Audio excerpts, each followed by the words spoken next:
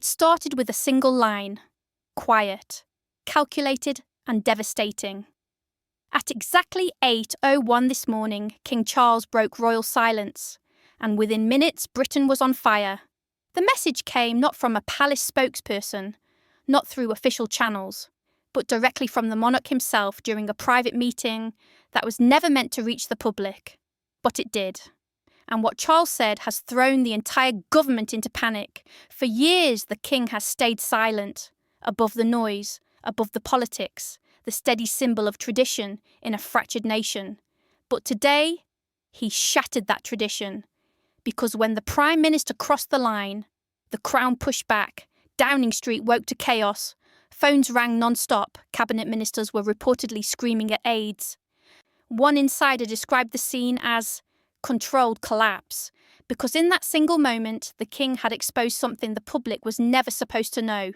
Something that Keir Starmer thought he could keep buried. It began 3 weeks ago. A secret briefing, held behind closed doors, where senior ministers allegedly discussed bypassing certain royal approvals, a constitutional red line. Starmer, determined to push through a controversial reform package, was told he would need the king's signature, but he wanted to move faster. "Just find a way around it," he reportedly said. And those 5 words changed everything. When word reached the palace, it wasn't anger that followed. It was quiet preparation. Charles knew this couldn't go public. Not yet. So he waited, watched. And today, he spoke. According to palace insiders, the king confronted Starmer directly during their weekly audience. The Prime Minister entered confident, almost dismissive, but he left pale, shaking, and furious. Because Charles didn't just refuse to sign the document. He called him out. The king allegedly told him, quote, "You may lead the government, Mr. Starmer, but never mistake that for ruling Britain." That line alone has already become legend. And within an hour, it leaked, spreading across social media like wildfire. By noon, King v Starmer was trending #1 across the UK. Outside Buckingham Palace, hundreds gathered waving flags and chanting, "God save the King." Meanwhile, at Westminster, ministers scrambled for control. BBC News tried to downplay it. A routine constitutional disagreement. But no one believed it. The footage told a different story. Starmer leaving the palace jaw tight, refusing questions, cameras flashing like gunfire, the image of a leader under siege. In Parliament, the mood was electric. Opposition MPs erupted in laughter as Labour benches sat frozen. Even veteran reporters said they hadn't felt tension like this since the abdication crisis. And then, just when it seemed it couldn't get worse, the king went further.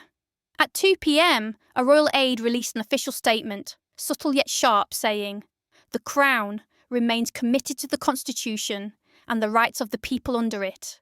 It was one sentence, but everyone knew what it meant. The monarchy had just drawn its line in the sand. Inside number 10, panic turned to fury. Starmer reportedly slammed his desk, shouting, "He's undermining me," to which one advisor replied, "No, Prime Minister, he's exposing you." Outside, the streets were already erupting. Protesters flooded Westminster Square, waving signs reading, "Protect the Crown," "No one is above Britain," and "Resign now." Police lines struggled to contain them. Chants echoed through the streets. "King Charles speaks for us." By evening, the chaos had spread nationwide. In Manchester, Birmingham, Bristol, thousands gathered in city squares, watching massive screens replay the leaked confrontation. Everywhere, the same words repeated like a battle cry. "You may lead the government, but never mistake that for ruling Britain." For millions of Britons, it was more than royal defiance. It was vindication. For months, frustration had been building over rising prices, crumbling trust, and endless political spin. People wanted truth. And suddenly, it came, not from Parliament, but from the palace. Meanwhile, inside Labour HQ, aides scrambled to rewrite speeches, delete emails, hide memos. One insider leaked that senior officials were shredding documents like it's Watergate. The tabloids smelled blood. The Daily Mail called it the King's strike. The Times ran the headline, Charles defends Britain's constitution. And the Sun simply printed, boom! But this wasn't just about politics anymore. It was about power. And who really held it? Behind the palace walls, Charles remained calm. He'd spent decades preparing for moments like this. To most, he's the quiet, reflective monarch. But those close to him know, Charles has always been a strategist. He understood the risk of staying silent while the country crumbled around political games. He knew that neutrality, in times of chaos, becomes complicity. So today, he chose to act, not through speeches or rallies, but with one cutting truth that would echo through history. As night fell over London, the city glowed red and blue from police lights. Protesters outside Parliament sang the national anthem, drowning out the noise of sirens. And somewhere behind those palace walls, the king sat alone, watching the chaos unfold. He didn't smile. He didn't gloat. He simply whispered to an aide. They needed to hear it. Meanwhile, Starmer's team held an emergency meeting. Leaked audio captured fragments of the conversation. Panic, disbelief, rage. One voice shouted, "If the monarchy turns on us, we're finished." Another answered coldly, "It already has." By midnight, the political establishment was cracking. Resignations began. Junior ministers first, then senior aides. The Attorney General was rumoured to have fled to Scotland, and Downing Street's gates were surrounded by thousands demanding a general election. Somewhere in the chaos, a lone protester climbed atop a statue holding a handwritten sign. "The King said what we all feel." The photo went viral in minutes. At 1 a.m, the lights in Buckingham Palace went dark, except one, shining from the King's private study. He was still awake, still watching. And in the corridors of power, the whispers began. Was this the moment Britain shifted forever? For centuries, the Crown and the Commons have danced around power, careful, polite, and predictable. But tonight, that dance became a duel. Because when the King speaks against his Prime Minister, the world listens, and Britain changes. By dawn, international headlines exploded. Royal intervention rocks Westminster. Starmer's leadership on the brink. Crown challenges Commons. Financial markets wavered, the pound slipped. Yet public sentiment soared. Polls taken overnight showed record support for the monarchy and record collapse for Labour. The nation had chosen a side. As the morning sun rose over the Thames, the streets of London were eerily quiet. The chaos had paused, but the tension hung heavy.